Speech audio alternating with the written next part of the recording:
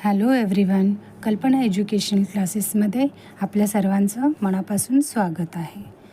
ज्या समर वॅकेशनची आपली मुलं एवढी आतुरतेने वाट पाहत असतात, तो समर वॅकेशन सुरू झाल्यावर मात्र थोड्याच दिवसात ते बोर व्हायला लागतात. कारण मुलांना तर सुट्टी लागलेली असते, त्यांच्याकडे जास्तीचा वेळ असतो, पण पालकांना मात्र त्यांची रूटीन कामं अगदी चालूच असतात. आणि मुलांची ही एक्स्ट्राची मिळालेली सुट्टी आणि एक्स्ट्राचा हा वेळ पालकांना मॅनेज करायचा असतो. तर आज आपण याच्यावरच डिस्कस करणार आहोत की नेमकं समर वॅकेशनमध्ये आपण काय करू शकतो. अगदी रेग्युलर स्टडी मुलांचा सोडला तर त्याच्या व्यतिरिक्त आपल्याकडे काय काय ऑप्शन आहेत हे आपण पाहू शकतो. कारण रेग्युलर स्टडी जर मुलांना करायला सांगितलं तर ते करणारच नाहीत आणि सरळ पॅरेंट्सना सांगणार की वॅकेशनमध्ये कोण अभ्यास करतं का, मग त्यामुळे तुम्ही त्यांना कितीही समजवा किंवा ओरडा, त्याचा काहीही उपयोग होणार नाही. त्यामुळे मी इथे तुम्हाला काही ऑप्शन्स सुचवणार आहेत. तुम्हाला जर तसे ते योग्य वाटले तर तुम्ही ते करू शकता. आता बऱ्याच मुलांनी समर वॅकेशनमध्ये समर कॅम्प जॉईन केले असतील किंवा ड्रॉइंग क्लास लावले असतील, अबॅकस, स्विमिंग किंवा अगदी कराटे किंवा इतर डान्सिंग क्लास किंवा इतर ॲक्टिव्हिटी लावल्या असतील आणि बऱ्याच जणांनी काही ॲक्टिव्हिटी लावल्या पण नसतील. तर अशा सर्वांसाठीच आपण घरच्या घरी काही वेगळं करू शकतो का, असं आपण पाहूया. तर आता रोजच्या कामांमध्ये आपण आपल्या मुलांना थोडंफार इन्व्हॉल्व करू शकतो. जसं की आपल्या घरातल्या वस्तू नीट जागेवर ठेवणं, भांडी लावणं, केरकचरा काढणं, कपडे सुकवणं, या सगळ्यांसाठी आपण आपल्या मुलांची मदत घेऊ शकतो. त्याचबरोबर जी सुकलेली कपडे असतात ती काढून घेणं, घड्या घालणं, त्यांची पुस्तकं नीट लावून ठेवणं, कपडे नीट लावून ठेवणं, ही छोटी छोटी कामं आपण त्यांना करायला सांगू शकतो. शिवाय आता प्रत्येकाच्या घरामध्ये अगदी गॅलरीमध्ये आपण कुंड्या वगैरे त्याच्यामध्ये रोपं लावलेली असतात, त्या झाडांना पाणी घालणं, हे पण काम त्यांना आपण देऊ शकतो. शिवाय मुलांना एक अजून ॲक्टिव्हिटी देऊ शकतो, ती म्हणजे पक्ष्यांसाठी पाण्याची कशी व्यवस्था करता येईल असा प्रश्न मुलांनाच विचारायचा. त्यामुळे काय होईल की मुलांना ते एक टास्क कसं करायचं याबद्दल मुलं आधी सुरुवातीला त्याच्यावर विचार करतील आणि ते तुम्हालाच पर्याय सुचवतील की आपण असं करूया का, तसं करूया का. मग असा हा पर्याय सुचवल्यावर तुम्ही त्यांना त्यांच्या आवडीचा जो पर्याय जो सिलेक्ट त्यातला करायचा आणि म्हणायचं की अरे वा, की खूप छान आयडिया आहे तुझी. त्यामुळे काय होणार की मुलांना आपण आपल्या पॅरेंट्सना काहीतरी सुचवलं आहे आणि पॅरेंट्सना ती आयडिया आवडली आहे हे जेव्हा कळतं तेव्हा त्यांचा आत्मविश्वास वाढतो आणि ते तुम्हाला जी मदत करतात ती फक्त तुम्ही सांगितले म्हणून न करता मनापासून करतात आणि त्यांच्या पाठी पडावं लागत नाही तुम्हाला की हे तू कर म्हणून वगैरे. कारण हा पर्याय त्यांनीच तुम्हाला दिलेला असतो, त्यामुळे ते कामसुद्धा ते मनापासून करतात. शिवाय बऱ्याचदा काय होतं की आपण आपल्या मुलांना सांगतो की हे काम कर, ते काम कर, असं नुसतं काम सांगत राहिलो तर ते कंटाळतात आणि नंतर करतो म्हणून टाळतात सुद्धा. तर अशा वेळेस काय करायचं, त्यांना म्हणायचं की अरे बाबा चला, आज ना मी सफाईचं काम करणार आहे, तर मला माझ्या कामामध्ये कोण कोण मदत करणार आहे बरं.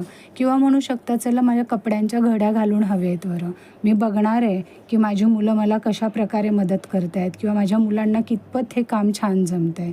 असं जर तुम्ही त्यांना गोड बोलून सांगितलं तर ते नीट लक्ष देऊन काम करतील आणि काम त्यांनी केल्यावरती मग त्यांचं जर काम चांगलं झालं असेल तर तुम्ही त्यांना मनापासून सांगा की हे केलेलं काम मला आवडलं, खूप छान केलं. आणि जरी काही चुकलं असेल तुमच्या मुलांचं काम करताना तर त्यांना ते समजावून सांगा की हे काम खूप छान झालं आहे, पण अशा प्रकारे केलं असतं तर ते अजून चांगलं झालं असतं. त्यामुळे काय होणार की पुढच्या वेळेला तुमचं मूल जेव्हा ते काम करायला घेईल तेव्हा त्याला आठवेल की आपण कुठे चुकलो होतो आणि आपली चूक सुधारण्याचा ते प्रयत्न करतील. तर ह्या छोट्या छोट्या गोष्टींमधून काय होणार आहे की तुमच्या मुलांच्या गुणांमध्ये वाढ होणार आहे. अजून आपण काय करू शकतो की आपल्या मुलांना शाळा सुरू झाल्यावरती जी कामं करायला वेळ मिळत नाही ती कामं आपण समर वॅकेशनमध्ये करू शकतो. जसं की आपल्या मुलांमध्ये काय कमतरता आहे हे बऱ्याच पालकांना माहिती असतं, त्याचबरोबर मुलांनाही माहिती असतं. तर अशा गोष्टींवर आपण काम करू शकतो. जसं की काही मुलांचं हँडरायटिंग तितकंसं चांगलं नसतं वगैरे, त्यांना कळत नाही की 2 शब्दांमध्ये किती अंतर ठेवायचं किंवा त्यांची प्रॅक्टिस नसते, त्यामुळे कधी अक्षर ते लहान काढतात किंवा कधी मोठं काढतात वगैरे, त्यामुळे त्यांचं अक्षर छान दिसत नाही. तर अशा वेळेस तुम्ही त्यांना 10 दिवसांचं चॅलेंज देऊ शकता की तुम्ही त्यांना म्हणू शकता की 10 दिवसांसाठी रोजच्या 10 ओळी सुंदर अक्षरात लिहायचं. कोणतंही पुस्तक घेतलं तरी चालेल, पण जसं आहे तसं लिहिण्याचा प्रयत्न करायचा. थोडा वेळ लागला तरी चालेल. 11व्या दिवशी तुम्हाला व मुलांना नक्कीच त्याच्या अक्षरामध्ये फरक जाणवेल आणि त्यामुळे होणार काय, उत्साहाने तुमचं मूल जे आहे ते 10 दिवसांचं चॅलेंज स्वतःहून स्वीकारेल आणि पुढचे 10 दिवस अजून छान लिहिण्याचा प्रयत्न करेल. त्यामुळे होणार काय की मुलाचं अक्षर नक्कीच सुंदर दिसायला लागेल. आता याच्यामध्ये काय करायचं आहे की तुम्हाला फक्त अक्षरांचे जे शेप्स असतात त्याच्याकडे लक्ष द्यायचं आहे. शब्दांमध्ये जे काय अंतर असतं त्याच्यावर लक्ष द्यायचं आहे आणि अक्षराची जी लेवल असते ती मेंटेन करायची आहे. बस ह्या गोष्टी जर तुम्ही केलात तर तुमच्या मुलाचं अक्षर हे सुंदर होणारच आहे. आणि असंही आपण आपल्या चॅनलवरती सुद्धा हँडरायटिंग चांगलं करण्यासाठी फ्री कोर्स सुरू करणार आहोत. तुम्ही ते सुद्धा बघू शकता वगैरे. आता बऱ्याच मुलांचं काय असतं, टेबल पाठ नसतात, तर त्यामुळे तुम्ही त्यांना काय सांगायचं आहे की फक्त रोज 5 वेळा जेवढे टेबल आहेत तेवढे वाचायचे किंवा मोठ्याने बोलायचे. असं केल्यामुळे अगदी 1 महिन्यामध्येच तुम्हाला चांगला रिझल्ट दिसतो. तुमच्या मुलाला कोणताही टेबल तुम्ही विचाराल तेव्हा तो तुम्हाला सहजपणे त्याचं उत्तर देऊ शकतो किंवा बोलून दाखवू शकतो. हे करण्यापाठीमागे एकच आहे की practice makes a man perfect. तुम्ही जेवढी प्रॅक्टिस कराल तेवढा तुम्हाला रिझल्ट चांगला मिळतो. पण नुसतं पाठांतर कर म्हणून सांगितलं तर मुलं करणार नाहीत. त्यामुळे फक्त रोज 5 वेळा वाच एवढं सांगितलं तरी बस आहे. आणि हेच तुम्ही स्पेलिंगसाठी आणि हार्ड वर्डसाठी पण करू शकता. तुमच्या मुलांना जर रायटिंग आवडत असेल तर 10 वेळा लिहायला सांगायचं किंवा 20 वेळा हार्ड वर्ड्स वाचायला सांगायचे. एवढं केलं तरी मुलांच्या बऱ्याच स्पेलिंगी वाचनातून जातात, त्यामुळे त्यांच्या त्या बऱ्यापैकी लक्षात राहतात. आता मुलं जर मोठी असतील तर त्यांना शिवणकाम करायला सांगू शकता तुम्ही, क्रोशा वर्क सांगू शकता, वेविंग, हे सगळं जे काही तुम्हाला येतं, तुमच्याकडे ज्या कला आहेत त्या तुम्ही तुमच्या मुलांना शिकवण्याचा प्रयत्न करा. त्या युजफुल आहेत. किंवा त्यांना बऱ्यापैकी मुलं जे टीनेजर्स असतात त्यांना भाज्या निवडणं, कापणं, धुणं, फ्रीज साफ करणं ही कामं द्या.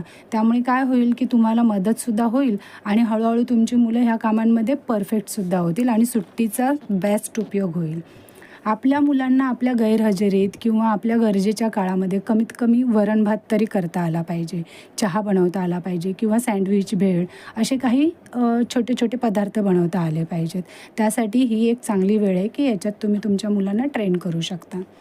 आणि आता सगळ्यात महत्त्वाचं म्हणजे समर वॅकेशनमध्ये आपल्या मुलांना स्पर्धा परीक्षांबद्दलची हळूहळू थोडी माहिती करून द्या, त्यांचं महत्त्व पटवून द्या. जसं आता 3रीची मुलं आहेत तर त्यांनासुद्धा आपल्या महाराष्ट्र बोर्डमधून प्रज्ञा परीक्षा असते ती घेतली जाते वगैरे.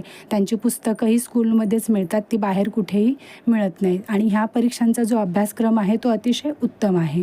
त्यामुळे मुलांनी जर ह्या परीक्षेचा अभ्यासक्रम केला आणि पुढे जर त्यांना चांगले मार्क्स मिळाले तर स्कॉलरशिप तर मिळतेच, पण ह्या परीक्षा देण्यामुळे त्यांचा कॉन्फिडन्स वाढतो आणि पुढे 10वी-12वी नंतर ज्या पण कोणत्या परीक्षा त्यांना द्याव्या लागतील त्यावेळेस त्या परीक्षांचं दडपण मुलांना अजिबात येत नाही. त्यामुळे आपल्या मुलांना त्याबाबतीत थोडं जागृत करावं असं मला वाटतं.